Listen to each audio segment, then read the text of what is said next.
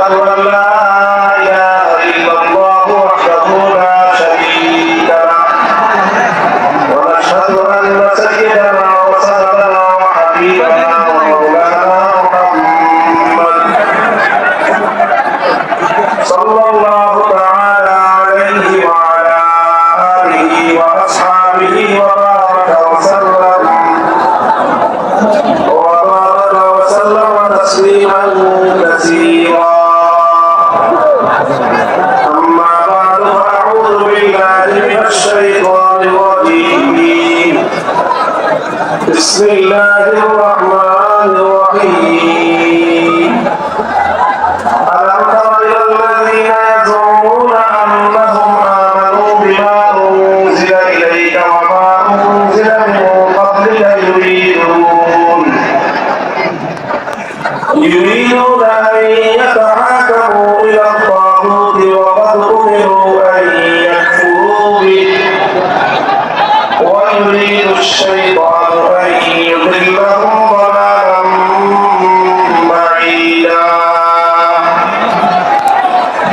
بارك الله لنا ولكم في القرآن العظيم ونفعنا وإياكم بالآيات والذكر الحكيم اللهم صل على محمد وعلى آل محمد كما صليت على إبراهيم وعلى آل إبراهيم إنك حميد مجيد اللهم بارك على محمد وعلى آل محمد كما باركت على إبراهيم وعلى آل إبراهيم إنك حميد مجيد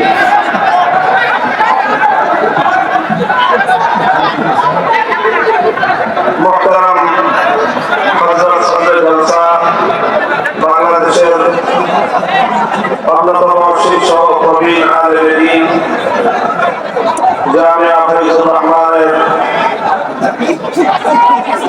স্বনামধন্য প্রিন্সিপাল শাইখুল হাদিস আল্লামা আব্দুল হক হাফিজাহুল্লাহ, উপস্থিত হযরত উলামায়ে কেরাম, সম্মানিত শ্রদ্ধাভাজন মুরব্বী সাহেবান, সমবেত ইসলাম প্রিয় কোরআন প্রেমিক নবী প্রেমিক তাওহীদি মুসলমান ভাই ও বন্ধুগণ, পর্দার অন্তরাল ও বাসাবাড়িতে অবস্থানরত আমার সম্মানিত মা ও বোনেরা, আল্লাহ পাক রব্বুল আলামিনের দরবারে শুকর গুজারি আদায় করি যে আজকে বাংলাদেশের অন্যতম প্রাচীন শহর ময়মনসিংহের এই প্রাণ কেন্দ্রে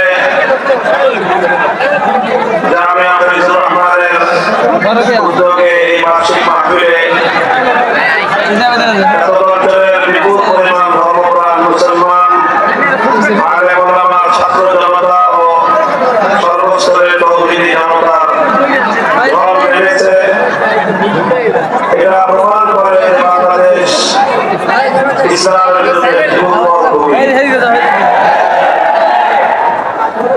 আমরা যদি সঠিকভাবে আমাদের এই প্রজন্মকে নেতৃত্ব দিতে পারি, আগামী বাংলাদেশ হবে ইসলামের বাংলাদেশ। মোহতারাম হাজিরিন, আপনাদের এই মাহফিলে আমি বেশ অনেক বছর ধরেই উপস্থিত হওয়ার সৌভাগ্য লাভ করি। মধ্যখানে কয়েক বছর আপনাদের সাথে সাক্ষাৎ হয়নি অনিবার্য কারণে। সর্বশেষ যে বছর আমি আপনাদের এখানে মাহফিলে আলোচনা করেছিলাম, তখন বাংলাদেশ একটি ঈমান এবং শিরক, তাওহীদ এবং শিরকের একটি প্রশ্নে বাংলাদেশ দ্বিধা বিভক্ত ছিল। সঙ্গত কারণে আমাদের স্পষ্ট অবস্থান ছিল তাওহীদের পক্ষে, শিরকের বিরুদ্ধে। তাওহীদের মূল কথা যেরকম একত্ববাদ, শিরকের মূল কথা হলো আল্লাহ পাক রব্বুল আলামিনের যে সকল অনন্য বৈশিষ্ট্য রয়েছে, সেই বৈশিষ্ট্যের মধ্যে আল্লাহর সঙ্গে গায়রুল্লাহকে অংশীদার সাব্যস্ত করা। সেই শিরকের পৃথিবীতে সবচেয়ে বড় প্রতীক হলো মূর্তি। পৃথিবীতে শিরকের সবচেয়ে বড় প্রতীক আইকন হলো মূর্তি। মূর্তি সেটা যে নামেই হোক, মূর্তির মাধ্যমেই পৃথিবীতে শিরকের সূচনা। মূর্তি থেকে এই পৃথিবীতে মানুষ শিরকের দিকে ধাবিত হয়েছে। এটা কোনো সাধারণ মানুষের কথা নয়, বরং এটা স্বয়ং আল্লাহ রাসূল সাল্লাল্লাহু আলাইহি ওয়াসাল্লামের হাদিসের ঘোষণা। এই জন্য কোন একত্ববাদী, কোন মুমিন, কোন তাওহীদপন্থী মানুষ কখনো মূর্তির পক্ষ অবলম্বন করতে পারে না। এবং প্রত্যেকটা তাওহীদবাদী ঈমানদারের অবস্থান স্পষ্টভাবে মূর্তির বিপক্ষে হতে হবে। মূর্তির এই বিতর্কের সময়ে আপনাদের মধ্যে আমি বাংলাদেশে যার নেতৃত্বে মূর্তি সংস্কৃতি বাস্তবায়নের অপচেষ্টা করা হয়েছিল তাকে সতর্কবাণী উচ্চারণ করেছিলাম। সেই সতর্কবার্তা এটা তাদেরকে বলেছিলাম কল্যাণকামীর দৃষ্টিতে, কিন্তু তারা বিষয়টাকে ভালো চোখে না নিয়ে তারা সতর্ক হবে তো দূরের কথা, তারা শিরকের পথে অটল থেকে একত্ববাদের কথা বলার অপরাধে, মূর্তির বিরুদ্ধাচরণ করার অপরাধে আমাদের বিরুদ্ধে বিভিন্ন ষড়যন্ত্রে লিপ্ত হয়েছিল।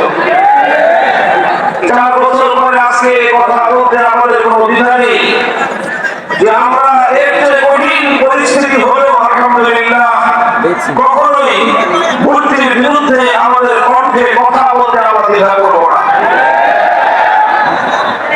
আল্লাহ রাব্বুল আলামিন আমাদের সামান্য কথা এবং সামান্য একটু ত্যাগ করবার বদলে আল্লাহ রাব্বুল আলামিন অনেক বড় বিজয় দিয়েছেন যে 1 ঘন্টা ব্যবধানে গোটা বাংলাদেশ মূর্তির অপবিত্রতা থেকে মুক্ত হয়েছে। আমি আপনাদের সামনে এই গভীর রজনীতে সুদীর্ঘ আলোচনা করব না। আপনারা জানেন আমার আলোচনার বিষয়বস্তু সাধারণত চলমান কিছু বিষয় হয়ে থাকে, যে বিষয়গুলোর সাথে সমাজ, রাষ্ট্র, রাজনীতি, আন্তর্জাতিক চলমান প্রেক্ষাপটের একটা প্রেক্ষাপট এবং সেই বিষয়গুলো আলোচনা থাকে আমার আনন্দের বিষয়। এগুলো আমরা কেন বলি? যদিও আমাদের এই কথা অনেকের কাছে ভালো লাগে না। অনেকে মনে করে আলেম ওলামা শুধুমাত্র মাসআলা মাসাইল নিয়ে আলোচনা করবে, আলেম ওলামা শুধু ধর্মের ইবাদত বিষয়ে কথা বলবে, ইসলামের ইবাদত, নামাজ, রোজা, হজ, যাকাত, পর্দা, মুশিদা, পিতা-মাতার হক, জাহান্নামের আযাবের ভয়, জান্নাতের আশা আমাদের কথা, কবরের কথা, এই সমস্ত কথার মধ্যে আলেমদের আলোচনা সীমাবদ্ধ থাকবে। এটা আমাদের সমাজের এক শ্রেণীর মানুষের বদ্ধমূল ধারণা। তারা আলেমদের কাছ থেকে সমাজের অসঙ্গতি নিয়ে কথা শুনতে চায় না। তারা ওলামায়ে কেরামের কাছ থেকে রাজনীতির অঙ্গনে নানা ধরনের কুসংস্কারের বিরুদ্ধে আলেমদের প্রতিবাদী কণ্ঠের আওয়াজ তারা শুনতে অভ্যস্ত নয়। কিন্তু ওলামায়ে কেরামকে মনে রাখতে হবে যে আলেম সমাজের প্রত্যেকটি অসঙ্গতি নিয়ে কথা বলতে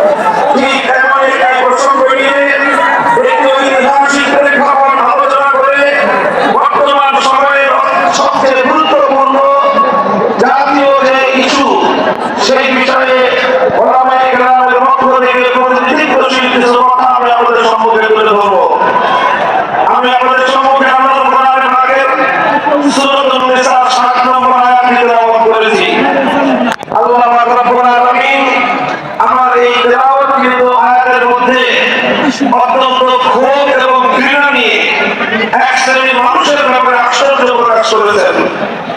আল্লাহ বলেছেন, আলাম তারা ইলাল্লাযীনা ইয়াযুমুনা আন্নাহুম আমানু বিমা উনজিলা ইলাইকা ওয়া মা উনজিলা মিন ক্বাবলিক ইউরিদুনা আন ইয়াতাহাকামু ইলা আত-তাগুতি ওয়া qad উমিরু আন ইয়াকফুরু বিহি ওয়া ইউরিদু আশ-শাইতানু আন ইউদিল্লাহুম দালালাম বাঈদা।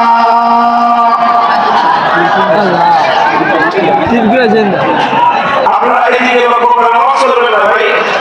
টিম ভাঙে না, বিল্ডিং ভাঙে, যাই ভাঙে, আওয়াজ করবেন না। শান্ত হন, শান্ত হন।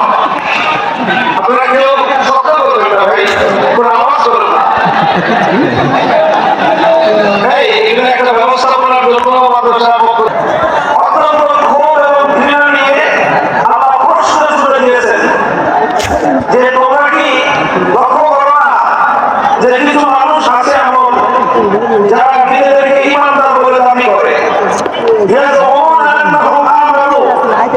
তারা দাবি করে তারা ইমানদার, অথচ ইমানদার হিসেবে নিজেদেরকে দাবি করার পরেও ইউরিদুনা আন ইয়াতাহাকামু ইলা তাগুত, তারা তাগুতের কাছে বিচার চাইতে যায়, তারা তাগুতের কাছে ফয়সালা চাইতে যায়, তারা তাগুতকে বিচারক এবং তাগুতকে তার শাসক হিসেবে মেনে নেয়। আল্লাহ কোরআন বলতে চায় যে যে ব্যক্তি নিজেকে ইমানদার বলে পরিচয় দিবে সে কখনো কোনো তাগুতকে মেনে নিতে পারে না। আর যারা তাগুতকে বিশ্বাস করবে তারা কোনোদিন ইমানদার হতে পারে না। আল্লাহর অন্তরাল যেমন একত্রিত হতে পারে না, সকাল কাল যেমন একাকার হতে পারে না, ঠিক তদ্রূপ রাত আর দিন যেমন একসঙ্গে এক সময়ে পাওয়া যেতে পারে না, ঠিক একইভাবে একই সঙ্গে একজন মানুষ ইমানদার এবং তাগুতে বিশ্বাসী হতে পারে না। যারা ইমানদার হয় তারা তাগুতকে অস্বীকারী হয়, যারা তাগুতকে বিশ্বাস করে তারা কখনো ইমানদার হতে পারে না। বড় আশ্চর্যের বিষয়, বড় দুঃখজনক এবং মর্মান্তিক বিষয় হলে আজ মুসলিম সমাজের মধ্যে শত শত নয়, হাজার এবং লক্ষ নয়, কোটি কোটি মুসলমান এমন রয়েছে যারা নিজেদেরকে ইমানদার বলে পরিচয় দেয়, অথচ তারা তাগুতকে বিশ্বাস করে। তারা তাগুতে বিশ্বাসী হওয়ার কারণে তারা নিজেদেরকে যতই ইমানদার পরিচয় দিক, তাদের আইডেন্টি কার্ডে তাদের পরিচয় পত্রে যতই ধর্ম হিসেবে মুসলিম লেখা থাকুক, তাদের নাম যতই আব্দুল সালাম, আব্দুল মুমিন এই নাম থাকুক, যখনই তারা তাগুতের উপর বিশ্বাস স্থাপনকারী হবে তখন তারা ইমানদার এবং মুসলিম হতে পারে না। এটা হলো অত্যন্ত গুরুত্বপূর্ণ একটা বিষয়। সমাজের অসংখ্য অগণিত মানুষ এই তাগুতে বিশ্বাস থাকার কারণে তারা নিজেদেরকে মূর্খতাবশত, অজ্ঞতাবশত নিজেদেরকে ইমানদার বলে মনে করে, অথচ কোরআন এবং হাদিসের ফয়সালায় তারা স্পষ্টভাবে মুশরিক এবং তারা কাফের ও বেঈমান। এই জন্য আমি আমার আলোচনার সুবিধার্থে লম্বা আলোচনা করব না, আমি বলতেছি আপনারা মেহরবানি করে আওয়াজ করবেন না। আমার আলোচনার সুবিধার্থে আমি প্রথমে আপনাদের কাছে তাগুতের পরিচয় তুলে ধরতেছি। তাগুত কাকে বলা হয়? তাগুত কাকে বলা হয় লক্ষ্য করেন।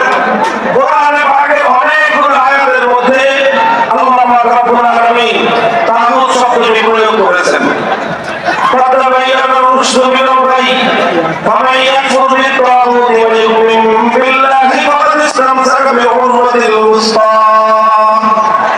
আল্লাহ বলেছেন যে তাগুতকে অস্বীকার করবে আর আল্লাহর উপর ঈমান আনবে সে একটা শক্ত মজবুত হাতকে ধারণ করলো। অন্য আয়াতে আল্লাহ বলেছেন আল্লাযীনা আমানু ইউকাতিলুনা ফী সাবিলিল্লাহ ওয়াল্লাযীনা কাফারু ইউকাতিলুনা ফী সাবিলিত তাগুত। যারা ঈমানদার লড়াই করে কার পক্ষে?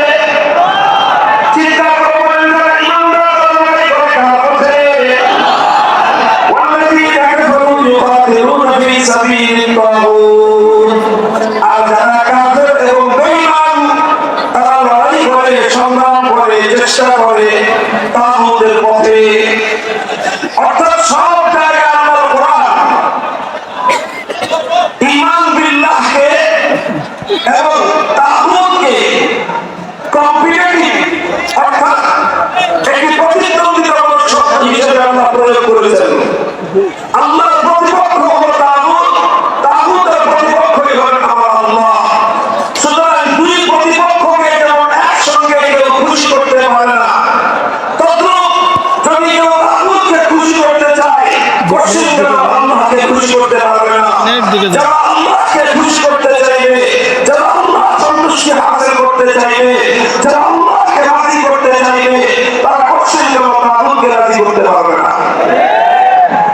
কাজেই এই যে দ্বিমুখী একটা চরিত্র মানুষের মধ্যে আছে, যে আল্লাহ রাজি রাখে, শয়তান নারাজ না হোক, আল্লাহ সন্তুষ্ট থাকুক, শয়তান বেজার না হয়, এই ধরনের ধোঁকাবাজি আর মুনাফিকি নীতি পরিহার করতে হবে। আর এই মুনাফিকি নীতি মুসলমানদের মধ্যে সবচেয়ে বেশি প্রতিষ্ঠ আছে। মুসলিম জাতি এবং সমাজের মধ্যে সবচেয়ে বেশি মুনাফিকি নীতি কার্যকর আছে হলো মুসলমানরা তাগুতের পরিচয় জানে না। এই জন্য খুব সংক্ষিপ্ত ভাবে আমি আপনাদের সামনে তাগুতের পরিচয় তুলে ধরছি। আমি বলছি কোরআনে পাকে অনেকগুলো আয়াতের মধ্যে আল্লাহ রাব্বুল আলামিন তাগুতকে আল্লাহর প্রতিপক্ষ হিসেবে সাব্যস্ত করেছেন।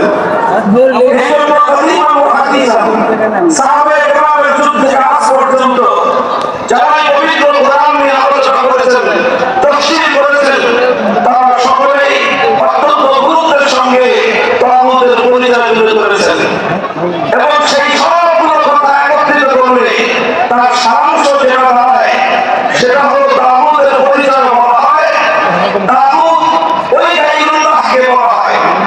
গায়রুল্লাহ মানে আল্লাহ ভিন্ন পৃথিবীতে যা আছে সবই কি বলেন? আপনারা কথা বুঝতেছেন না? না শুধু স্লোগান দেওয়াটা হয়ে আছে। আরে ভাই স্লোগান তো দিতে হবে, আগে কথাটা বুঝে তারপরে সেই কথার উপর স্লোগান আসবে। এই না বুঝে না শুনে স্লোগান দেওয়া, এই প্রবণতা, এটা আমি একেবারেই পছন্দ করি না। স্লোগান দিতে হবে, শুধু স্লোগান কেন, লড়তে হবে।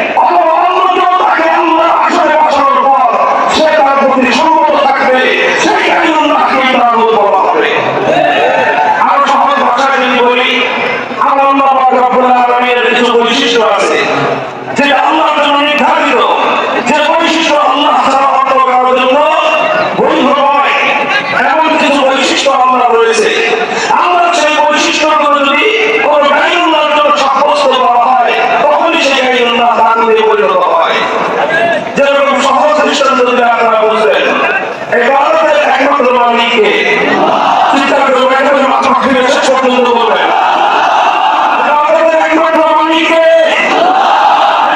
একমাত্র উপযুক্ত এখন যে ইবাদত একমাত্র আল্লাহর প্রাপ্য সেই ইবাদত যদি আল্লাহ ছাড়া কোনো গায়রুল্লাহকে দেওয়া হয় তাহলে সেই গায়রুল্লাহকেই বলা হয় মাবুদ। যেমন ইবাদত যদি আল্লাহকে না করে লাত মানাত উজ্জা হুবল এই সমস্ত দেব দেবতাকে ইবাদত করে তাহলে সেই দেব দেবতাগুলোকেই বলা হয় মাবুদ। এটা ছিল সেই যুগের মাবুদ। আর আজকের যুগে এই যে দুর্গা সরস্বতী কালী নামে যত মূর্তির পূজা মানুষ করে এই প্রত্যেকটা মূর্তিকে মানুষ আল্লাহর আসনে বসায়।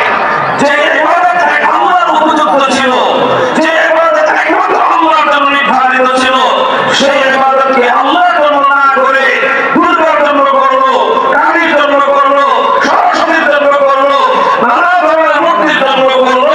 সুতরাং এই মূর্তিগুলো যখনই মানুষ এই মূর্তির পূজা করে তখনই এই মূর্তিগুলো তাগুতে পরিণত হয়। এটা মানুষ বুঝে, এটা মুসলমানরা বুঝে যে আল্লাহ ছাড়া অন্য কোনো গায়রুল্লাহর পূজা করা যাবে না। কেন? তাহলে একত্রতা থাকবে না।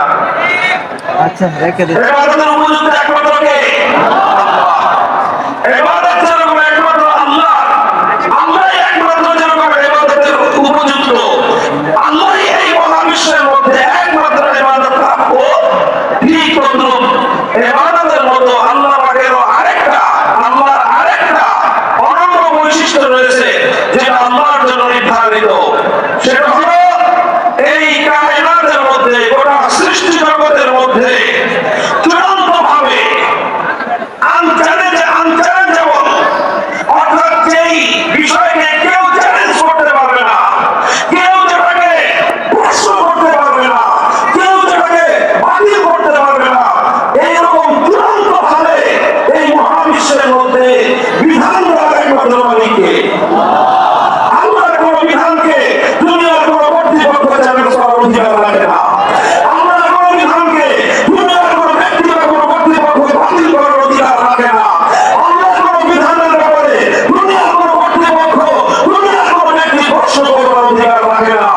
এই প্রশ্নহীন চূড়ান্ত বিধান দেওয়ার একমাত্র মালিককে, ইবাদতের একমাত্র মালিককে, বিধান দেওয়ার চূড়ান্ত ক্ষমতার মালিক একমাত্র কে? ইবাদতের মধ্যে যদি কেউ আল্লাহ ছাড়া কোনো গায়রুল্লাহর ইবাদত করে তাহলে এটাকে বলা হবে শিরক ফিল ইবাদত, অর্থাৎ ইবাদতের মধ্যে শিরক করলো কেউ।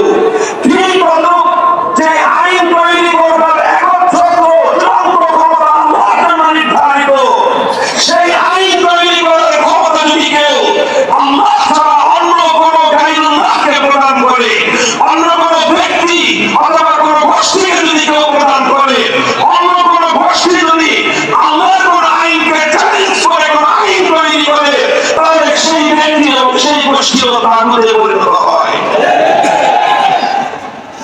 মোহতারাম হাজিরিন, আমরা তাওহীদ ফিল ইবাদাতকে বিশ্বাস করি, কিন্তু তাওহীদ ফিল হাকিমিয়্যাহ আইন তৈরি করার ক্ষেত্রে সার্বভৌম আইন তৈরি করবার ক্ষমতা যে একমাত্র আল্লাহর, এই বিষয়ে লক্ষ কোটি মুসলমান বিভ্রান্তিতে পড়ে থাকবার কারণে তারা স্পষ্ট সেটাকে লিপ্ত হয়েও নিজেদেরকে ঈমানদার বলে ভাবে। আর আল্লাহ পাক এই ধরনের নামধারী ঈমানদারদের ব্যাপারে ঘোর এবং ঘৃণা প্রকাশ করে বলেছেন, নিজেদেরকে ঈমানদার বলে পরিচয় দেয়, অথচ বিচার চাওয়ার সময় তারা তাগুতের কাছে বিচার চাইতে চায়। আল্লাহ বলতে চান, যারা তাগুতের কাছে বিচার চাইতে পারে তারা আল্লাহর উপর ঈমানদার হতে পারে না। কথাটা বোঝা গেল? তাহলে আল্লাহর জায়গায় যদি কোনো গায়রুল্লাহর ইবাদত করা হয়, সেই গায়রুল্লাহকে কি বলা হয়? আল্লাহর পরিবর্তে কোনো গায়রুল্লাহ যদি ইবাদত করা হয়, সেই গায়রুল্লাহকে কি বলা হবে? ঠিক তদ্রুপ আল্লাহর জায়গায় আল্লাহর কোনো আইন, আল্লাহর কোনো বিধানকে যদি কেউ পরিবর্তন করে, আল্লাহর বিধানকে চ্যালেঞ্জ করে, আল্লাহর বিধান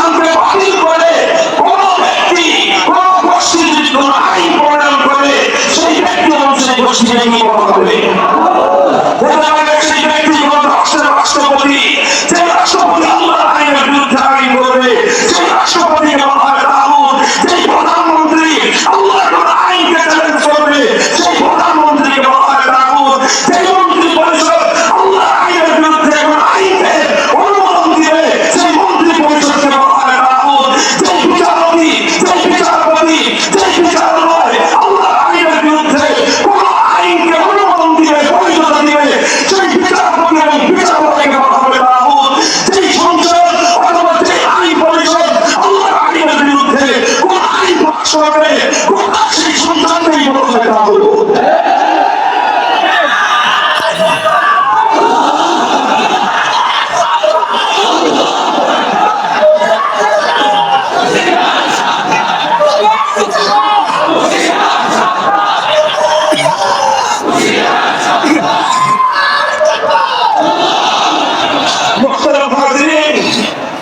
এই তাগুত আপনারা চিন্তা করেন, কোন মুসলমান যে নিজেকে ইমানদার বলে পরিচয় দেয়, তাকে যদি পূজা করতে বলা হয় সেটা কি হবে?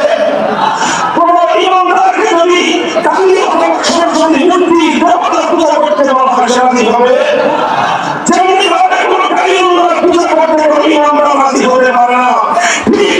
আল্লাহর আইনের বিরুদ্ধে সংসদ যখন কোন আইন পাশ করে, আল্লাহর আইনের বিরুদ্ধে মন্ত্রী পরিষদ যখন কোন আইনের অনুমোদন দেয়, আল্লাহর আইনের বিরুদ্ধে কোন রাষ্ট্র যখন কোন আইন করে, কোন ইমানদার নিজের দেহে এক ফোঁটা রক্ত থাকতে, প্রাণের স্পন্দন থাকতে, আল্লাহর আইনের বিরুদ্ধে যত বড় রাষ্ট্র হয়ে গেল, রাষ্ট্রের সে আইনকে সে মানতে পারে না।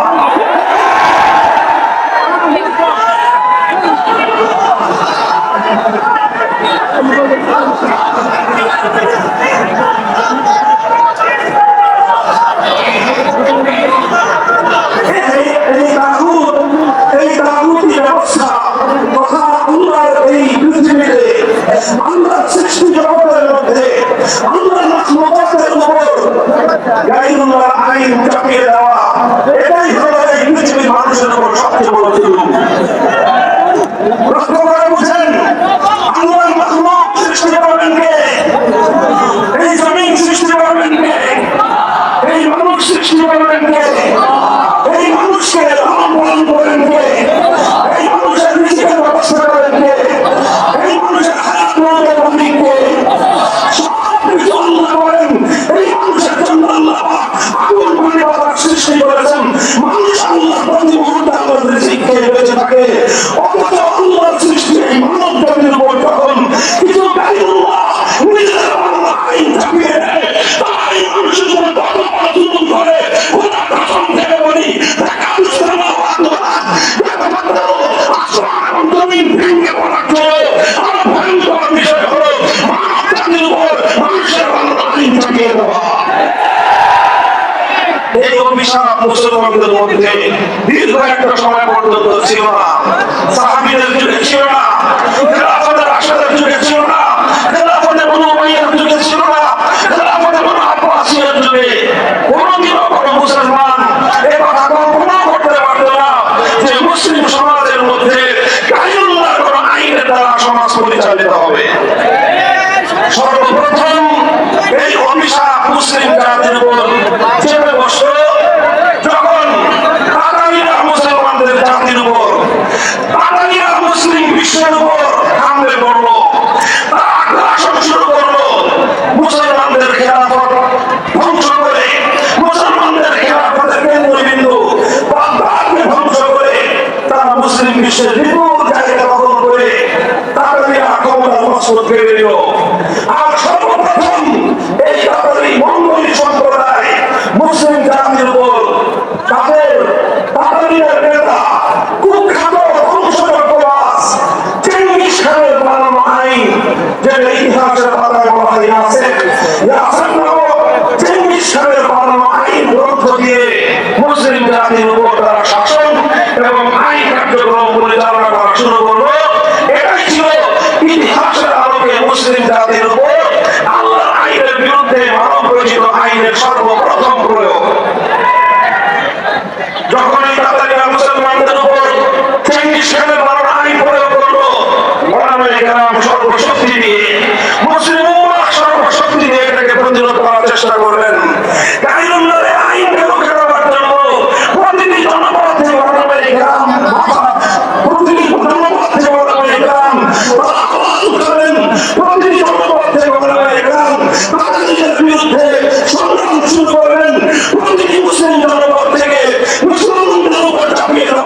এই অভিশপ্ত ব্যবস্থা উদ্ধার করার জন্য তারা চেষ্টা করবেন। এই চেষ্টা করতে গিয়ে অনেক আলেমদেরকে শাহাদাতের রক্ত দিতে হয়েছে, জীবন দিতে হয়েছে, কারাবরণ করতে হয়েছে। শেখুল ইসলাম ইবনে তাইমিয়া রাহমাতুল্লাহি আলাইহি ছয় বার তিনি কারাবরণ করেছেন, কারাপ্রবাসে জীবনের দীর্ঘ সময় জীবন অতিক্রম করে দিয়েছেন, কিন্তু গায়রুল্লাহ আইন, আল্লাহর আইনের পরিবর্তে মুসলিম জাতির উপর চাপিয়ে আমাকে তিনি মেনে দিতে পারেন নাই। ওলামায়ে কেরামের এই সংগ্রাম, তাদের এই ত্যাগ আর কুরবানির বিনিময়ে একসময় আল্লাহ পাক রব্বুল আলামিন মুসলমানদের উপর থেকে এই অভিশাপকে তুলে নিলেন। তাদেররা ব্যাপকভাবে পরাস্ত হলো, বিভিন্ন যুদ্ধে তারা তাদেরদের পরাজয় করলো, আর অনেক তাদেররা ইসলাম গ্রহণ করে ইসলামের সুশীতল ছায়ায় চলে আসলো এবং একটা পর্যায়ে গিয়ে খেলাফতে ওসমানিয়া প্রতিষ্ঠিত হলো। একদিকে দাঙ্গা বাজতে খেলাফতে আব্বাসিয়া, আরেকদিকে খেলাফতে ওসমানিয়া চলতে থাকলো এবং আবার মুসলমানদের দেশে মুসলিম সমাজে আল্লাহর আইনের দ্বারা জাতি শাসিত হওয়ার সেই সোনালী যুগ আবার ফিরে এলো। এভাবেই চলতে 1757 সালে এই ভারতবর্ষকে দখল করলো ইংরেজ সাম্রাজ্যবাদ, ব্রিটিশ সাম্রাজ্যবাদ আমাদের ভারতবর্ষ দখল করলো। ওদিকে ফ্রান্স সাম্রাজ্যবাদ আফ্রিকার বিভিন্ন মুসলিম অঞ্চলগুলোকে দখল করলো। ইতালি বিশাল মুসলিম এলাকা দখল করে নিল। এইভাবে পশ্চিমা সাম্রাজ্যবাদীরা মুসলিম দেশ এবং মুসলিম জনপদগুলোকে দখল করে নিয়ে সেই জায়গাগুলো থেকে আল্লাহ আইনকে উদ্ধার করে নিয়ে, কোরআনের শাসন ব্যবস্থাকে উদ্ধার করে নিয়ে আল্লাহ আইনের জায়গায় সাম্রাজ্যবাদী ব্রিটিশ আইনের দ্বারা মুসলিম জাতিকে তারা শাসন করতে শুরু করলো। এই অভিযান শুরু হলো আমাদের এই ভারত উপমহাদেশে 1757 সালের পরে। যখন এই অভিশপ্ত ধারা শুরু হলো, সর্বপ্রথম শাহ আব্দুল আজিজ মুহাদ্দিস দেহলভী রাহমাতুল্লাহি আলাইহি তিনি একটা ঐতিহাসিক ফতোয়া দিয়েছিলেন। সেই ফতোয়া হবে যে ভারতবর্ষে সংখ্যার দিক থেকে মুসলমান যতই হোক না কেন, সংখ্যার দিক থেকে মুসলমান যতই হোক, মুসলমানদের দেশ হওয়া, মুসলিম দেশ হওয়া, ইসলামী দেশ হওয়ার জন্য সংখ্যায় মুসলমান বেশি প্রয়োজন নয়। আর সংখ্যায় মুসলমান যতই থাকুক, একটি দেশ তখনই ইসলামী দেশ থাকে যখন সেই দেশের শাসনতন্ত্র হয় কোরআনী শাসন, তখন সেই দেশের আইন হয় আল্লাহর আইন। সর্বপ্রথম যখন ব্রিটিশ সাম্রাজ্যবাদীরা মুসলমানদের এই ভারতবর্ষকে দখল করে আল্লাহর আইনের পরিবর্তে ব্রিটিশদের পরিবর্তিত আইন দ্বারা চালু করলো, শাহ আব্দুল আজিজ রাহমাতুল্লাহি আলাইহি ফতোয়া জারি করলেন, এই দেশ এখন কোটি মুসলমান থাকতে পারে, কিন্তু এই দেশ ইসলামী দেশ নাই, এই দেশ এখন দারুল ইসলাম নয়, এই দেশ এখন দারুল হরব, অর্থাৎ এই দেশ এখন কাফেরদের দ্বারা আক্রান্ত দেশ। কারণ এই দেশে মুসলমান থাকতে পারে, মুসলমানরা নিরাপদ থাকতে পারে, কিন্তু এই দেশে ইসলাম নিরাপদ নাই, এদেশে ইসলামের আইন নিরাপদ নাই, এদেশে ইসলামের আইন নিরাপদ নাই। সেই দেশ দারুল হরব, সেই হিসেবে এই দারুল হরবকে আবার দারুল ইসলামে ফিরিয়ে আনা, আর এজন্য লড়াই করা, জিহাদ করা, সংগ্রাম করা প্রত্যেক মুসলমানের জন্য ফরজ। এই ফতোয়া জারি করার পর মুসলমানরা আবার আল্লাহর আইন ফিরিয়ে আনার জন্য সংগ্রাম শুরু করলেন, লড়াই শুরু করলেন। লড়াইয়ের সংগ্রাম চলতে 1831 সালে শাহকোটে সৈয়দ আহমদ শহীদ রহমতুল্লাহি আলাইহি ইংরেজদের বিরুদ্ধে লড়াই করলেন। উদ্দেশ্য ছিল একটাই, আবার আল্লাহর জমিনে আল্লাহর আইন ফিরিয়ে আনা। সেই শাহকোটে সৈয়দ আহমদ রহমতুল্লাহি আলাইহি শাহাদাত বরণ করলেন। আবার মুসলমানদের নতুন করে লড়াই শুরু করলো, শুরু করলো। আবার 1857 সাল গেল, রহমতুল্লাহি আলাইহি আল্লাহ জমিনে আল্লাহর আইন বাস্তবায়নের জন্য এবং তিনি আমিরুল মুমিনিন হিসেবে মুসলমানদের উপর আল্লাহর আইন প্রয়োগ করার ঘোষণা দিলেন। মুসলমান হাজিরিন, আমরা আজকে হাজী আব্দুল্লাহ মুহাজির রহমতুল্লাহি আলাইহি শুধুমাত্র শহীদুল তায়েফা সকল পীরদের পীর হিসেবে আমরা পরিচয় দিয়ে থাকি। হাজী আব্দুল্লাহ মুহাজির রহমতুল্লাহি আলাইহি যেমনিভাবে সকলের পীর ছিলেন, রশিদ আহমদের মুহিত পীর ছিলেন, আহমদ রহমতুল্লাহি আলাইহি পীর ছিলেন, সাইদুল হিন্দের পীর ছিলেন, শাহ শমীর রহমতুল্লাহি আলাইহি পীর ছিলেন, ভিডিওটা করে দাও তো বাইরে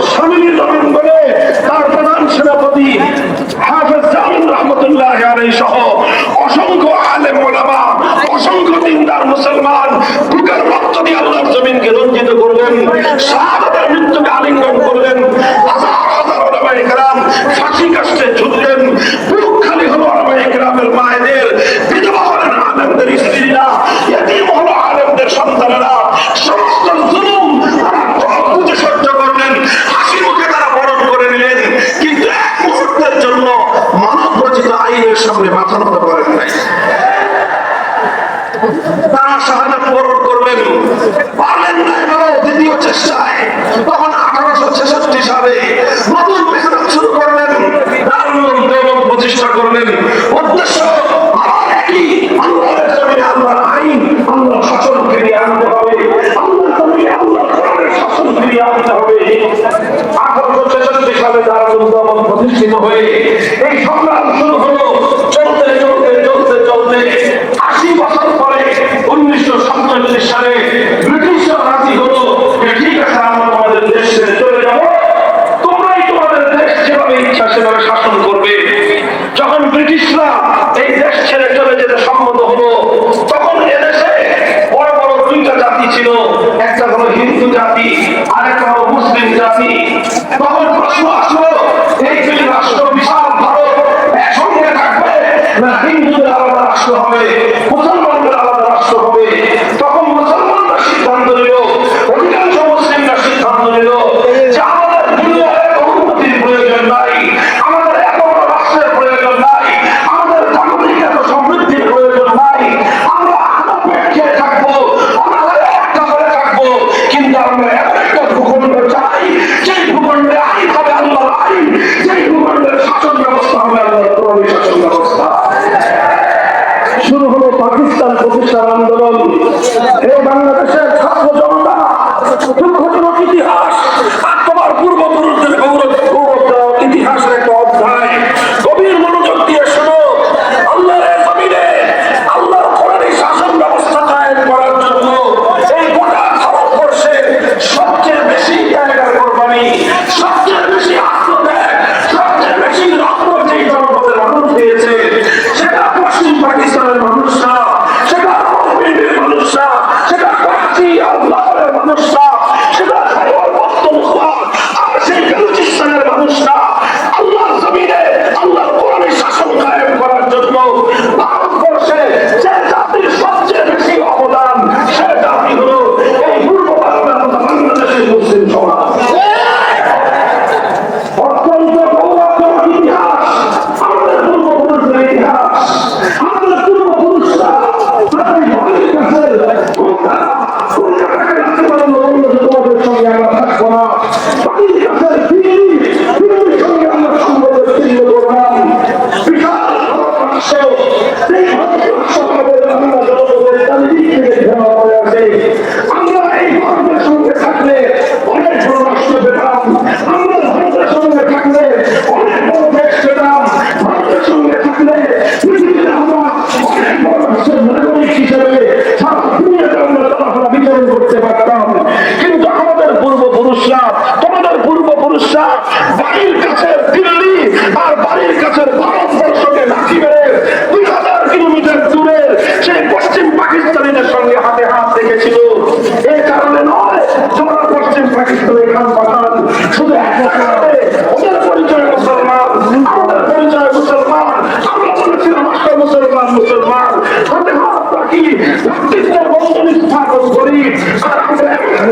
করি সংবিধান হবে আল্লাহর কোরআনের আইনের দ্বারা শাসিত হওয়ার জন্য পশ্চিম পাকিস্তানের মুসলমানদের অনেক ত্যাগ হয়েছে, অবদান হয়েছে। তবে পশ্চিম পাকিস্তানিদের সেই পরিমাণ অবদান সেই আল্লাহর নিজামে ইসলাম কায়েম করার জন্য, ইসলামী শাসন ব্যবস্থা কায়েম করার জন্য পশ্চিম পাকিস্তানিদের অবদান ত্যাগ করে রাখা হবে। আর বাংলাদেশের মুসলমানদের অবদান রাখা হবে। বাংলাদেশের মুসলমানদের অবদান তাদেরকে 10 গুণ বেশি ভারী হয়ে যাচ্ছে। কিন্তু দুর্ভাগ্য আমাদের, আমরা স্বাধীন করলাম, হিন্দুদের থেকে আলাদা মুসলিম রাষ্ট্র গঠন করলাম, এমন একটা রাষ্ট্র যে রাষ্ট্রের সংবিধান হবে কোরআনী সংবিধান, যে রাষ্ট্রের শাসনতন্ত্র হবে ইসলামী শাসনতন্ত্র, যে রাষ্ট্রের নেতা হবে নিজামে ইসলাম। এরকম একটা স্বপ্ন নিয়ে এদেশের মানুষ হাজার মাইলের দূরত্বে পশ্চিম পাকিস্তানিদের সঙ্গে আমরা বন্ধন গড়ে তুললাম। কিন্তু দুর্ভাগ্য, পশ্চিম পাকিস্তানিরা আমাদের 1947 সালের 15 আগস্টের স্বাধীনতা অর্জন হওয়ার পর থেকেই ওরা আমাদের সঙ্গে বিমানবন্দর আন্দোলন শুরু করলো, বিশ্বাসঘাতকতা শুরু করলো, গাদ্দারি করা শুরু করলো। আমাদের আশের বাবা বারবার তাদেরকে বললো, ভূমিকা তুলে ধরো, জাতিসংঘে নির্বাচন করে পাকিস্তান গঠন করেছে, মুসলমানদের জন্য একটা ভূমি হবে, ভূখণ্ড হবে, একটা দেশ হবে, যেই দেশের শাসনতন্ত্র হবে ইসলামী শাসনতন্ত্র, যেই দেশের আইন হবে আল্লাহর কোরআনের আইন। সেই অঙ্গীকার তোমরা পূরণ করো। পশ্চিম পাকিস্তানি রাষ্ট্রনায়করা বলতো হুজুরদেরকে যে হুজুর আর কয়েকটা দিন সবুর করেন। তো কেন সবুর করবো? তারা বলতো যে রাষ্ট্রটা এখনো শিশু রাষ্ট্র, তো এখনো শিশু রাষ্ট্র হওয়ার কারণে এখন যদি আমরা এই রাষ্ট্রের মুসলমানি করাই তাহলে এই রাষ্ট্রটা টিকবে না। বুঝেন না এই কথা? আরে পোলাপানদের মুসলমানি করার না, একটু বড় হয়ে দিই। ওই পশ্চিম পাকিস্তানি শাসকরা আমাদের আলেম ওলামারা যখনই দাবি করলো যে রাষ্ট্রে মুসলমান বানাও না কেন, হুজুর এই রাষ্ট্রটা শিশু তো, আরেকটু বড় হোক, এরপরে এই রাষ্ট্রকে মুসলমান বানাবো, রাষ্ট্রের মুসলমানি করায় কোরআনের শাসন আমরা কায়েম করবো। এই করতে করতে 10 বছর যায়, 15 বছর যায়, 20 বছর যায়। হুজুররা যখনই বলে তখনই তারা বলে যে হুজুর এটা এখনো শিশু রাষ্ট্র, এখনই যদি আমরা এখানে ইসলাম কায়েম করি আমেরিকার সাহায্য পাওয়া যাবে না, ইউরোপ আমাদের থেকে মুখ ফিরিয়ে নেবে, আমরা তখন পৃথিবীতে মাথা উঁচু করে দাঁড়াতে পারবো না। এই নানা রকম অজুহাতে, ছল চাতুরি দিয়ে, অজুহাত দেখিয়ে এদেশের মুসলমানদেরকে 24 বছর পর্যন্ত বঞ্চিত করে রেখেছে। এদেশের মুসলমানদের সঙ্গে 24 বছর পর্যন্ত গাদ্দারি আর বিশ্বাসঘাতকতা করেছে। আমার আব্বাজান মরহুম হযরত শাইখুল হাদিস আল্লামা আজিজুল হক রাহমাতুল্লাহি আলাইহি একটা কৌতুক করে এই ক্ষেত্রে একটা কথা বলতেন যে 24 বছর একই গান শুনাইলো যে রাষ্ট্র এখনো শিশু। যেই ছেলে 24 বছরের শিশু থাকে ও বালেগ হয় না, বললেন যে এটা 90 বছর আর বালেগ হবে না। কাজে এই রাষ্ট্র রাখার দরকার নাই। যেই পাকিস্তান আল্লাহর কোরআনের বিধান বাস্তবায়নের অঙ্গীকার করে প্রতিষ্ঠিত হয়েছিল, 24 বছর পর্যন্ত রাষ্ট্র যদি শিশুই থাকে তাহলে 24 বছরের যে রাষ্ট্র বালেগ হয় না, 24 বছরের যে রাষ্ট্র সে তার প্রাপ্তবয়স্ক হয় না, সে রাষ্ট্রের প্রয়োজন নাই। পাকিস্তান ভেঙে খান করে দাও। যখন এইভাবে আলেম সমাজ পাকিস্তানের প্রতি তাদের অনাস্থা জ্ঞাপন করলেন, মুসলমানরা 24 বছর পর্যন্ত কোরআনী সংবিধান চেয়েছে, বারবার তারা বঞ্চিত হলো। মুসলমানদের হৃদয়ে ক্ষোভ পুঞ্জীভূত হতে থাকলো। এই সময়ে 1970 সালে এই বঙ্গ জনপদের একজন লিডার, একজন নেতা, তিনি জাতিকে আশ্বস্ত করার জন্য একটা ঘোষণা দিলেন। সেই ঘোষণা হলো যে আমরা যদি বিজয়ী হতে পারি তাহলে কোরআন সুন্নাহ বিরোধী কোনো আইন করব না, কোরআন সুন্নাহ বিরোধী কোনো আইন করবেন না। এই কথাটা কে বললেন? শেখ মুজিবুর রহমান সাহেব। তিনি এই তার জন্মের ইতিহাসে সবচেয়ে ভালো কোনো কাজ যদি করে থাকেন তাহলে তার এই ভালো কাজটা ছিল 1970-এর জাতীয় নির্বাচনের সময় জাতির সঙ্গে তিনি একটা অঙ্গীকার করেছিলেন যে কোরআন সুন্নাহ বিরোধী কোনো আইন তিনি করবেন না। এটা আমাদের মোল্লা মৌলবীদের মুখের কথা নয়, এটা বাংলাদেশের স্বাধীনতার দলিলপত্র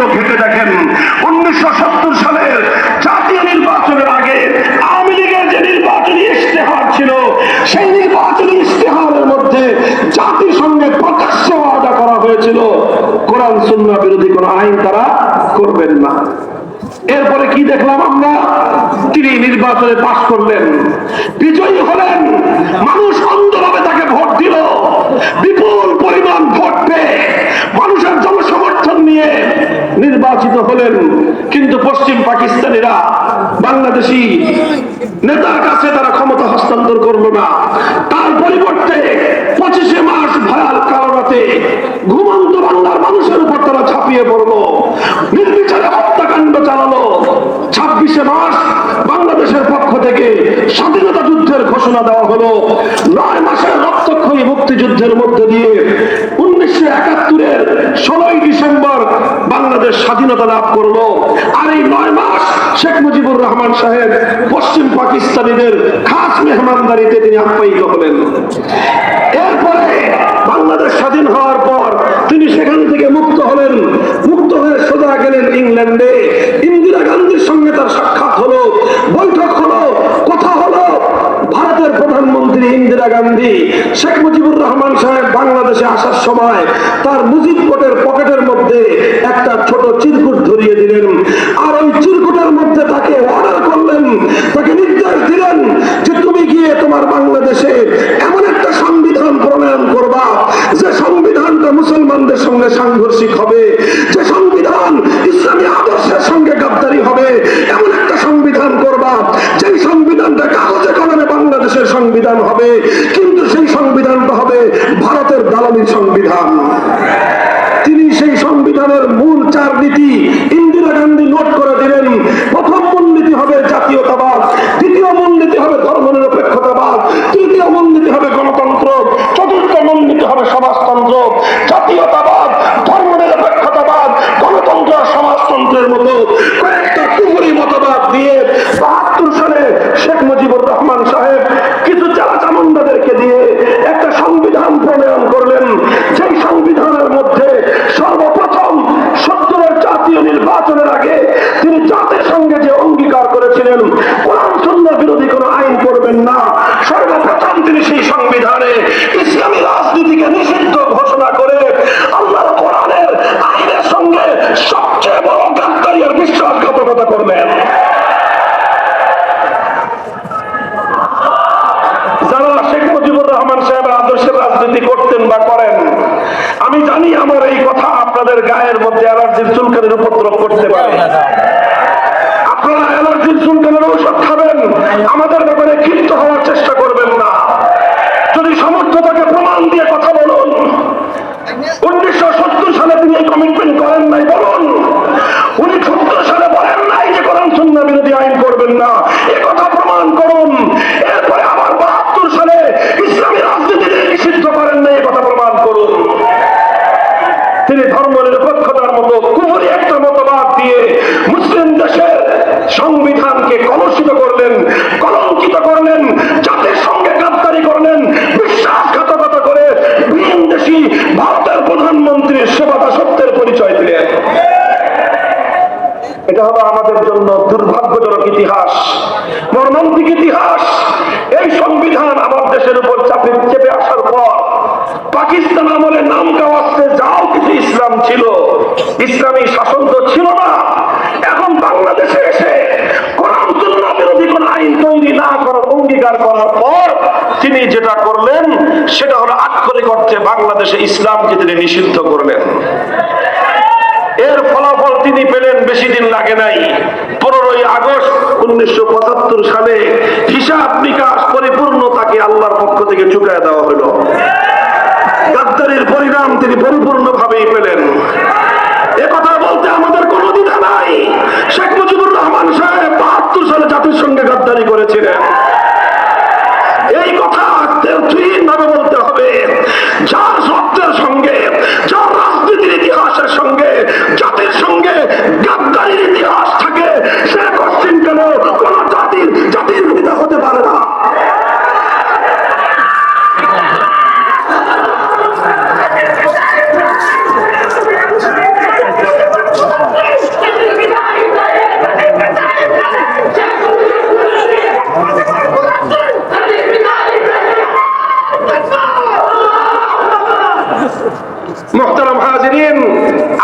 আলোচনা, দীর্ঘ আলোচনাকে সংক্ষিপ্ত করে সার নির্যাস আপনাদের সামনে বর্ণনা করতেছি, কারণ আমি কারেন্ট ইস্যু, বর্তমান আমার সমাজ, এই রাষ্ট্রের সবচেয়ে গুরুত্বপূর্ণ ইস্যুকে আমি আপনাদের পক্ষ থেকে, আলেম সমাজের পক্ষ থেকে জাতির সামনে উপস্থাপন করতে চাই।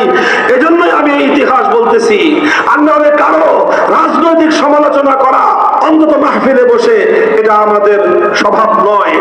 কিন্তু যেটা জাতির প্রসঙ্গ, যেটা ইসলামের প্রসঙ্গ, যেটা ইসলামের অস্তিত্বের প্রসঙ্গ, যেটা ঈমান এবং কুফরের মাসআলা, সেটাকে কোনো কৌশলের দোহাই দিয়ে, হিকমতের দোহাই দিয়ে সে বক্তব্য থেকে নীরব থাকা, এটা অন্য কেউ করতে পারলেও আলেম সমাজের পক্ষে করা উচিত হবে না।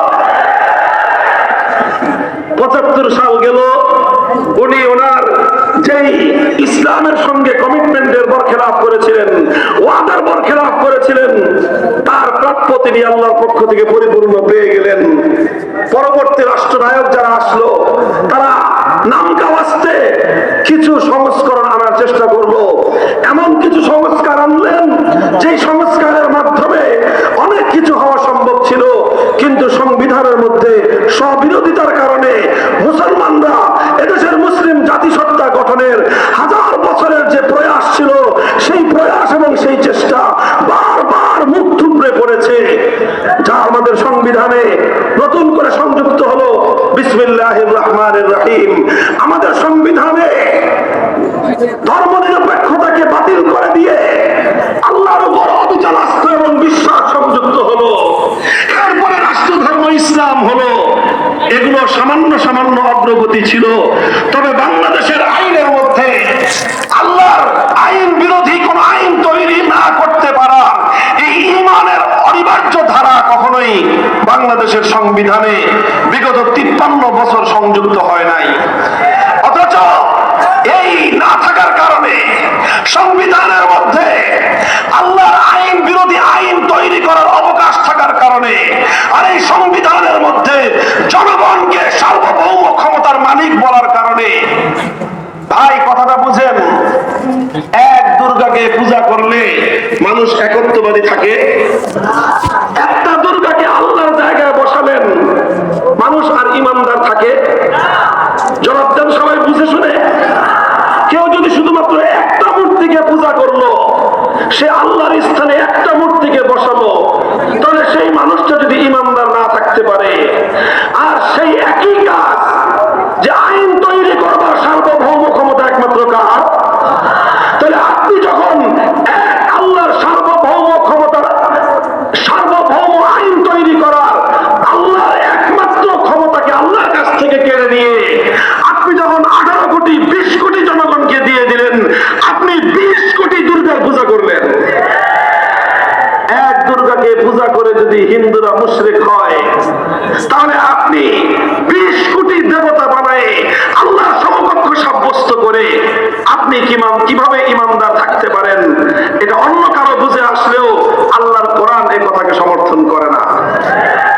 আর আমরা এই অভিশপ্ত ধারায় রয়েছি। আমাদের বাংলাদেশের সংবিধানের মধ্যে জনগণকে সকল আইনের সার্বভৌম ক্ষমতার মালিক বানানো হয়েছে, আর জনগণের পক্ষ থেকে তাদের ভোটে নির্বাচিত জাতীয় সংসদকে সার্বভৌম ক্ষমতা দেওয়া হয়েছে। অর্থাৎ জাতীয় সংসদের সদস্যরা যেই আইন করবে সেটাই চূড়ান্ত আইন। জাতীয় সংসদ যদি আল্লাহর কোরআনের আইনকে বাতিল করে দেয়, নাউযুবিল্লাহি মিন যালিক, সেই আল্লাহর কোরআনের আইন বাতিল হয়ে যায়। এভাবে আল্লাহর একমাত্র ক্ষমতার মসনদ, চূড়ান্ত আইন তৈরি করবার ক্ষমতার মসনদে আল্লাহ থেকে কেড়ে নিয়ে জাতীয় সংসদের সদস্যদেরকে জাতীয় সংসদকে প্রদান করার মাধ্যমে এই রাষ্ট্র একটা শিরকি রাষ্ট্রে পরিণত হয়েছে। আর এর অভিশাপ প্রতিটা মুসলমানকেই বহন করতে হয়। এর অভিশাপের দায় আমাদের আলেম ওলামা সহ প্রত্যেকটা ধর্মপ্রাণ মুসলমানকেও এই অভিশাপের দায় মাথায় নিয়ে ঘুরতে হয়। বাংলাদেশে অনেক কিছু চাইলেও আমরা করতে পারি না, কারণ সংবিধানের মধ্যে সব কুফরি বিষয়গুলো বাধ্যতামূলক করে দেওয়া হয়েছে। ছোট্ট দুটো দৃষ্টান্ত দিয়ে আমি আপনাদের সামনে, একটু মনোযোগ দিয়ে বুঝেন। আমাদের বাংলাদেশে একটা রাজনৈতিক দল ছিল, ইসলামিক রাজনৈতিক দল, দলটার নাম ছিল ইসলামী শাসনতন্ত্র আন্দোলন। জানেন, আপনি নামটা শুনেছেন? ইসলামী শাসনতন্ত্র আন্দোলন এদেশের শীর্ষস্থানীয় ওলামায়ে কেরাম ঐক্যবদ্ধভাবে এই আন্দোলনটা গড়েছিলেন। কেন? বাংলাদেশে মানব রচিত শাসনতন্ত্র বাদ দিয়ে আল্লাহর আইনের শাসনতন্ত্র তারা বাস্তবায়ন করবেন এই জন্য। কিন্তু যখন এই 111 সরকার রাজনৈতিক দলগুলোকে রাজনীতি করার জন্য নির্বাচন কমিশনের নিবন্ধন বাধ্যতামূলক করে দিল, তখন ইসলামী শাসনতন্ত্রের তৎকালীন দায়িত্বশীল যারা ছিলেন তারা ইসলামী শাসনতন্ত্র নামে নিবন্ধন পাওয়ার জন্য আবেদন করলেন নির্বাচন কমিশনের কাছে। নির্বাচন কমিশন বলল যে বাংলাদেশ হলো কুফরি শাসনতন্ত্র, আপনারা ইসলামী শাসনতন্ত্র চাইলে এদেশে রাজনীতি করতে পারবেন না। তাহলে কি করা যায়? ইসলামী শাসনতন্ত্র দাবি করা যাবে না, এই নাম নিষিদ্ধ, সুতরাং আপনাদেরকে শাসনতন্ত্র শব্দ বাদ দিয়ে তারপরে অনুমোদন নিতে হবে। বাধ্য হয়ে বেচারারা সেটাই করলেন, ইসলামী শাসনতন্ত্র থেকে শাসনতন্ত্র নাম বাদ দিয়ে ইসলামী আন্দোলন নামেই তাদেরকে নিবন্ধন নিতে হয়েছে। এটা আমাদের হৃদয় রক্তক্ষরণের ইতিহাস। আমি জানি না আপনাদের হৃদয় রক্তক্ষরণ হয় কিনা, কিন্তু আমি যখন বিবেচনা করি, হ্যাঁ, এই দেশ, এদেশ থেকে শাহজালাল এই জন্য গৌর গোবিন্দকে বিতাড়িত করেছিলেন। এই সেই দেশ যেই দেশের জন্য হাজী শরীয়তুল্লাহ ফরাজি আন্দোলন করেছিলেন, বাংলার মানুষ যেন ফরজ বিধান পালন করতে পারে। আর আজ হাজী শরীয়তুল্লাহর রক্তের উপর দাঁড়িয়ে স্বাধীন দেশে ইসলামী শাসনতন্ত্র শব্দটা আমাদের উচ্চারণ করার অধিকার নাই। এই বুঝি মুসলমানদের দেশ? এর চেয়েও মর্মান্তিক দুঃখজনক ঘটনা হলো আরেকটা রাজনৈতিক সংগঠন, নাম হলো বাংলাদেশ জামায়াতে ইসলামী। নাম শুনেছেন? ভাই, তাদের সঙ্গে আমাদের আলেম ওলামাদের, কওমি ওলামাদের অনেকগুলো মৌলিক বড় বড় মত পার্থক্য আছে। মত পার্থক্যগুলো তার আপন জায়গায়, সেই মত পার্থক্য আমাদের সাথে তাদের এখনো নিরসন হয় নাই, মীমাংসা হয় নাই। আমরা তাদের সেই সকল মত পার্থক্যপূর্ণ মতবাদগুলো আমরা মেনে নেই নাই, এজন্যই তাদের সঙ্গে আমাদের কিছু মতবিরোধ রয়ে গেছে। সেটা ভিন্ন চাপটা, ভিন্ন আলোচ্য বিষয়। কিন্তু আপনারা জানেন, একটা সময়ে বাংলাদেশের সর্বোচ্চ আদালত হাইকোর্ট থেকে বাংলাদেশ জামায়াতে ইসলামীর নিবন্ধন বাতিল করে দিয়েছিল। জানেন কেন বাতিল করেছিল? এটা কি জানেন কেন বাতিল করেছিল? 1971 সালে তাদের ভূমিকা বিতর্কিত ছিল এই জন্য না। কেন বাতিল করেছিল? তারা আম্বিয়ায়ে কেরামকে মাসুম মানে না, সাহাবায়ে কেরামকে মেয়ারে হক মানে না, এই জন্য না, এইসব কারণে নয়। জামায়াতে ইসলামের নিবন্ধন বাতিল করেছিল কারণ তাদের সংবিধানের মধ্যে একটা মৌলিক ভালো কথা ছিল। সেই ভালো কথাটা হলো সংবিধানের মধ্যে তাদের আল্লাহর সার্বভৌমত্বের কথা বলা হয়েছিল। অর্থাৎ আইন তৈরি করবার চূড়ান্ত ক্ষমতা একমাত্র কার? আরে ভাই, ইসলামী রাজনীতির মূল কথাই তো এটা। যারা ইসলামী রাজনীতি করে, চাই সেটা সালাফিরা করুক, চাই সেটা আহলে হাদিসরা করুক, চাই সেটা হানাফিরা করুক, চাই সেটা বেরেলভীরা করুক, চাই সেটা সুন্নিরা করুক, যারাই করুক, সকল ইসলামী রাজনীতির মূল কথা হলো আইন চলবে কার? এই শুধুমাত্র আল্লাহর সার্বভৌমত্বের কথা কেন বলা হলো? এই কারণে বাংলাদেশের সর্বোচ্চ আদালত জামায়াতে ইসলামী, বাংলাদেশ জামায়াতে ইসলামীর নিবন্ধন বাতিল করে দিল যে তোমরা যেহেতু আল্লাহর একত্ববাদে বিশ্বাসী, বাংলাদেশ আল্লাহর একত্ববাদে বিশ্বাসী নয়, সুতরাং শিরকের এই দেশে আল্লাহর একত্ববাদের রাজনীতি করা যাবে না। ও মুসলমান, আরামে ঘুমাও, তোমরা আরামে ঘুমাও। আর তোমার দেশের সর্বোচ্চ আদালত আল্লাহর সফরেন্টি, আল্লাহ পাকের সার্বভৌম ক্ষমতাকে তোমার রাষ্ট্রে নিষিদ্ধ ঘোষণা করে, সেই রাষ্ট্রে তুমি শান্তিতে বিচরণ করো, তোমার হৃদয়ে এতটুকু রক্তক্ষরণ হয় না, তাহলে তোমার ঈমানের দুর্বলতা ছাড়া আর কিছুই হতে পারে না। বক্তারা হাজিরিন, সংবিধানের মধ্যে আল্লাহর আইন বিরোধী ধারাগুলো থাকবার কারণে আমাদের অনেক আলেম ওলামা বিভিন্ন সময়ে রাজনৈতিক কারণে ইসলামের বৃহত্তর কল্যাণের চিন্তায় ওনারা নির্বাচন করে সংসদ সদস্য নির্বাচিত নির্বাচিত হন, অনেক সময় তারা মন্ত্রী হন, কিন্তু মন্ত্রী হলেও সংসদ সদস্য হলেও এই কুফরি সংবিধানের কারণে বাধ্যতামূলক ভাবেই তাদেরকে ইসলাম বিরোধী অনেক কার্যকলাপের সঙ্গে জড়িয়ে পড়তে হয়, এমন শপথ গ্রহণ করতে হয়। সংবিধানের রক্ষা করার জন্য সংসদ সদস্যদেরকে যে শপথ গ্রহণ করতে হয়, সেই শপথ স্বাভাবিক অবস্থায় কোন মুসলমানের জন্য গ্রহণ করা বৈধ ছিল না। শুধুমাত্র সংসদ সদস্য পদ টিকিয়ে রাখার খাতিরে তাবিল করে কোন রকম ব্যাখ্যা করে এটাকে বৈধতা বলা হয়, কিন্তু প্রকৃত অর্থে আসলে এটা বৈধ নয়। আমরা মন্ত্রী হলে সব মন্ত্রীদের সঙ্গে যেতে হবে শহীদ মিনারে, যেতে হবে স্মৃতিসৌধে, সেখানে গিয়ে মৃত ব্যক্তিদের আত্মার প্রতি শ্রদ্ধা জানিয়ে পুষ্পস্তবক ফুলের তোড়া উপহার দিতে হবে। ওলামায়ে কেরামকে জিজ্ঞাসা করেন, চার মাযহাবের আলেমদেরকে জিজ্ঞাসা করেন, আল্লাহর পয়গম্বরের সহিহ হাদিসগুলো কি বলে?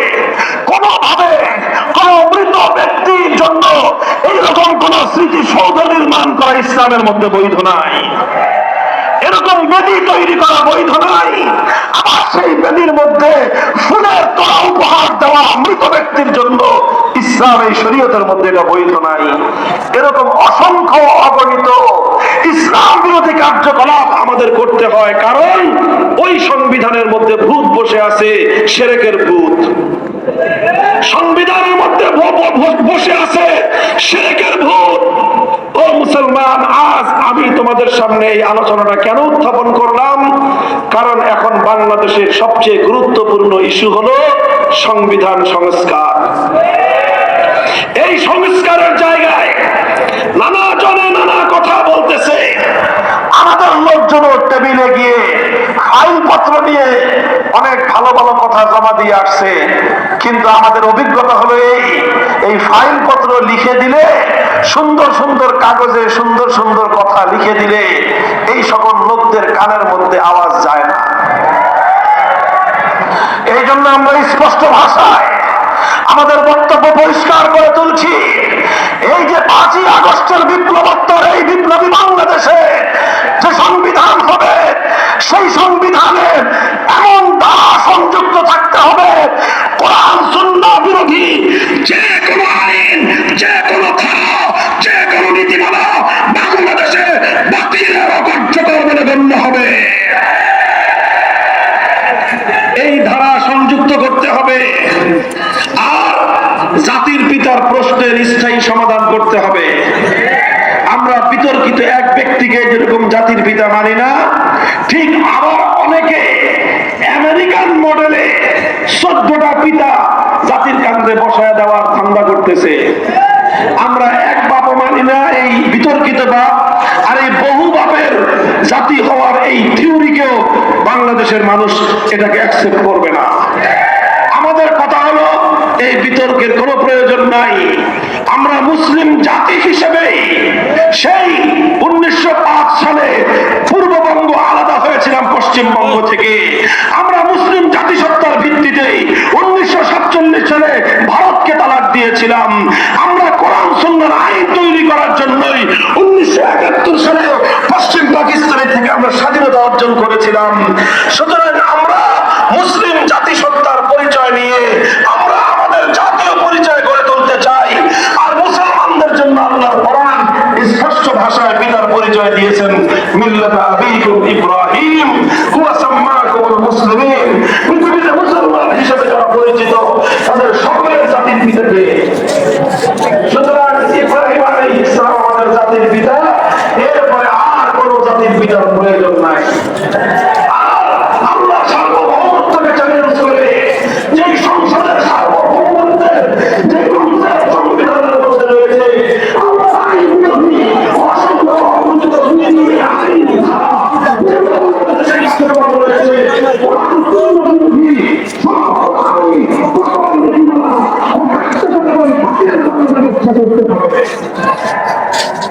বলবেন যে এত বড় বড় দাবি করতেছেন কেন?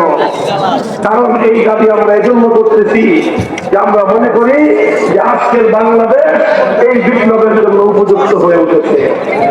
5ই আগস্ট এটা শুধুমাত্র ফ্যাসিবাদ বিরোধী বিপ্লব ছিল না। আপনারা লক্ষ্য করে দেখবেন 5ই আগস্টে যে একটা বিপ্লবের যে একটা প্রতীক ছিল, এই বিপ্লবের যে সবচেয়ে বড় সিম্বল ছিল, সেটা হলো 5ই আগস্ট বিপ্লব হওয়ার পর 1 ঘন্টার ব্যবধানে কোন আলেম আমাদের কিছু বলতে হয় নাই, কোন নেতাকে নেতৃত্ব দিতে হয় নাই, কাউকে ঘোষণা দিতে হয় নাই। টেকনাফ থেকে তেতুলিয়া পর্যন্ত শিরকের সংস্কৃতি, শিরকের প্রতীক, দেবদেবীর মূর্তি, যত নেতা নেত্রীর মূর্তি, এদেশের তাওহীদ প্রিয় জনতা মুহূর্তের মধ্যে সমস্ত মূর্তি ভেঙে গুড়িয়ে দিয়েছে। মূর্তির মাথায় বসে এদেশের মানুষ পেশাব করে প্রমাণ করে দিয়েছে এদেশের মানুষ কোন মূর্তির কালচারকে আর বরদাস্ত করবে না। কাজে একটা মাত্র প্রতীক যেটা 5ই আগস্টের বিপ্লবের প্রতীক হিসেবে চিহ্নিত করা যায়, সেটা হলো মূর্তিকে উৎখাত করার এই প্রতীক। কাজে এখান থেকে স্পষ্ট লক্ষণ পাওয়া যায়, যদিও 5ই আগস্টের বিপ্লব পূর্ণাঙ্গ ইসলামের বিপ্লব নয়, তবে 5ই আগস্টের বিপ্লবের মাধ্যমে সেই ফ্যাসিবাদ উৎখাত হয়েছে যা আল্লাহর জমিনে ইসলামী বিপ্লবের পথে 50 বছর ধরে সবচেয়ে বেশি বাধা এবং অন্তরায় তৈরি করেছে। আমি আপনাদের মঞ্চে বসে তাদের নেত্রীকে সতর্ক করেছিলাম, নিজের বাপ-দাদার মূর্তি বানানো এটা মুহাম্মদুর রাসূলুল্লাহ সাল্লাল্লাহু আলাইহি ওয়াসাল্লামের আদর্শ নয়, বরং মুহাম্মদুর রাসূলুল্লাহ সাল্লাল্লাহু আলাইহি ওয়াসাল্লামের আদর্শ কি ছিল? মক্কা বিজয়ের সময় আল্লাহর নবী পবিত্র আল্লাহর ঘর বাইতুল্লাহ শরীফের 360 মূর্তি ভেঙেছিলেন, আর 360 মূর্তির মধ্যে একটা মূর্তি ছিল আমার নবীজির বাবা পূর্বপুরুষ হযরত ইব্রাহিমের মূর্তি। আল্লাহর নবী সেই মূর্তিটাকেও ছাড় দেন নাই, বরং আল্লাহর নবী সবচেয়ে বেশি ক্ষোভ নিয়ে, সবচেয়ে বেশি রাগ নিয়ে ইব্রাহিম আলাইহিস সালামের মূর্তিকে ভেঙে গুড়িয়ে দিয়েছিলেন। ইব্রাহিম আলাইহিস সালামের মূর্তি ভাঙার আগে আল্লাহর নবী বলেছিলেন, কাতালাহুমুল্লাহ, যারা ইব্রাহিম আলাইহিস সালামের মূর্তি বানায় তাদের উপর আল্লাহ অভিশাপ করুক। সেই ইব্রাহিম সারা জীবন মূর্তিকে ধ্বংস করার জন্য জীবনকে ওয়াকফ করলেন, আর তার কিছু কুলাঙ্গার পুত্ররা সেই ইব্রাহিম আলাইহিস সালামের মূর্তি বানিয়েছে। এজন্য আল্লাহর নবী তাদের প্রতি সবচেয়ে বেশি ক্ষোভ প্রকাশ করেছিলেন। আমি বলেছিলাম, সুতরাং নিজের বাপ দাদার মূর্তি ভাঙা মুহাম্মদুর রাসূলুল্লাহর আদর্শ, আর নিজের বাপ দাদা পূর্বপুরুষদের মূর্তি বানায় যারা, তারা আল্লাহর পয়গম্বরের আদর্শের অনুসারী নয়, তারা আবু জাহালের প্রেতাত্মা। এই কথাটা নাকি ওনার কলিজার মধ্যে গিয়ে আঘাত লাগছে। আমাকে অনেকেই বলছে, অনেকেই জিজ্ঞাসা করে যে ভাই আমার বিরুদ্ধে এত খেপলো কেন? গোটা রাষ্ট্রযন্ত্র নিয়ে, গোটা রাষ্ট্রের সকল শক্তি নিয়ে, গোটা পুলিশ বাহিনী, গোটা সকল সমস্ত গোয়েন্দা সংস্থাগুলোকে নিয়ে, গোটা রাষ্ট্রকে নিয়ে আমি একজন ব্যক্তি, সাধারণ মানুষ, আমার বিরুদ্ধে উনি এইভাবে যুদ্ধে ঝাঁপিয়ে পড়লেন কেন? হুজুর জানেন না, আপনাদের কলিজার ভিতরে আঘাত করছেন। আমি বললাম, কলিজার ভিতরে কেমনি আঘাত করলাম? যে আপনি তারে কুটনির কারণে এত কঠোর কথা বলছেন, এই কঠোর কথা উনি সহ্য করতে পারে নাই, এই জন্য যত ভাবে পারে আপনার কাছ থেকে প্রতিশোধ নিয়ে ছাড়বে। এই কথা শোনার পরে দেখলাম যে দুনিয়াতে আর কারোর কিছু বলে লাভ নাই। বললাম, আলাল্লাহি তাওয়াক্কালনা, আল্লাহ তোমার উপর ভরসা করলাম, দেখি তোমার উপর ছেড়ে দিলাম সবকিছু, যা আছে কপালে তুমি কোন পর্যন্ত নিয়ে যাও দেখি। আলহামদুলিল্লাহ 3 বছর পরে এসে আল্লাহর শুকরিয়া আদায় করে বলি, আল্লাহ পাক রব্বুল আলামিন তার পথের একজন সামান্য পথিককে আল্লাহ সাহায্যকারী হিসেবে আল্লাহ সাহায্য না করে একা ছেড়ে দেন না। আল্লাহ ছেড়ে দেন নাই। আমরা সেদিন একটা মূর্তির বিরুদ্ধাচরণ করেছিলাম, বলেছিলাম বাংলাদেশের জনগণের সম্পদ দিয়ে সবচেয়ে বড় মেগা প্রজেক্ট পদ্মা সেতু প্রজেক্টের কপালের উপর বিশাল দেবতা বানানো বাংলা তৌহিদি জনতা ভালো চোখে দেখে না। মূর্তিতে বসাইতে পারেন নাই, মূর্তিতে বসাইতে পারেন নাই, এই রাগ আর ক্ষোভ সব গিয়ে পড়ছে মামুনুল হকের উপরে। 3টা বছর মানসিক এমন কোন নির্যাতন নাই যেটা আলোচনা চালানো হয়। আলহামদুলিল্লাহ দিনটা ঠান্ডা হয়ে গেছে। 5ই আগস্টের দুপুরে বেলায় খালি সরকারের প্রধান পালায় গেছে, যখন তিনি পালায় যান ওই সময় আমাদের আমরা গেছি। তারপরে বললেন যে তিনি পদত্যাগ করতেছেন, এখন দেশটাকে আমাদের শান্ত করতে হবে। তাড়াতাড়ি চলেন আমরা সবাই মিলে বঙ্গভবনে যাই, সেখানে গিয়ে পরবর্তী একটা আয়োজন করি। আমার বলা ঠিক আছে, চলেন সেনাপ্রধান সহ আমরা সেখানে বঙ্গভবনের দিকে সেনানিবাস থেকে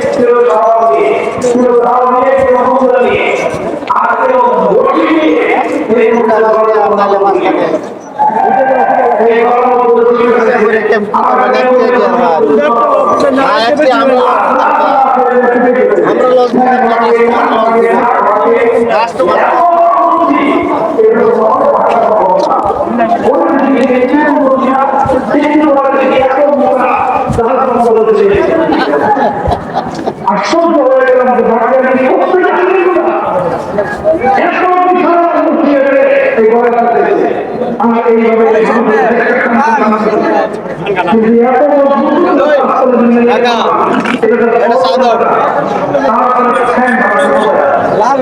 কি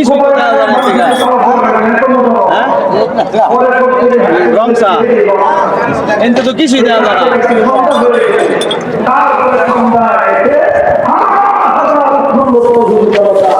এটা রক কেটে তারপরে গলার মধ্যে এই জাহাজ বসি দিয়ে টান দিছে এই 5 তলার উপরে 50 ফিট উঁচা এই দেবতা মাটির মধ্যে আমাদের সাথে কিছু বলতে হয় না। এই মূর্তির জন্যই তো আমাদের সাথে এত অন্যায় এবং অবিচার করেছিলেন। এই মূর্তির কারণেই তো আমাদের কোনো ভালো কথা আপনার কানে দিয়ে যায় না। আমরা বলেছিলাম যে একটা মানুষ মারা গেছে, তার মূর্তি বানায় কবরে তাকে লাঞ্ছিত করেন না, আর জাতির সাথে তাকে বিতর্কিত করেন না। তার জামান সম্মান প্রাপ্য তিনি দুনিয়ার মানুষের কাছ থেকে পেয়েছেন, আমাদের হিসাব আল্লাহর কাছ থেকে পাবেন। আপনারা পাচ্ছেন যে খামাখাই লোকটাকে জাতির সামনে বিতর্কিত করবার, অপমানিত করবার এই উদ্যোগ নিয়েন না। আমাদের কথাগুলো ভালো লাগে নাই। তিনি বললেন বাংলাদেশের প্রত্যেকটা জেলায় জেলায়, থানায় থানায়, উপজেলায় উপজেলায় মূর্তি দিয়ে এই দেশটা ছিল মসজিদের দেশ, এই দেশটাকে মূর্তি দিয়ে পরিণত করেছেন।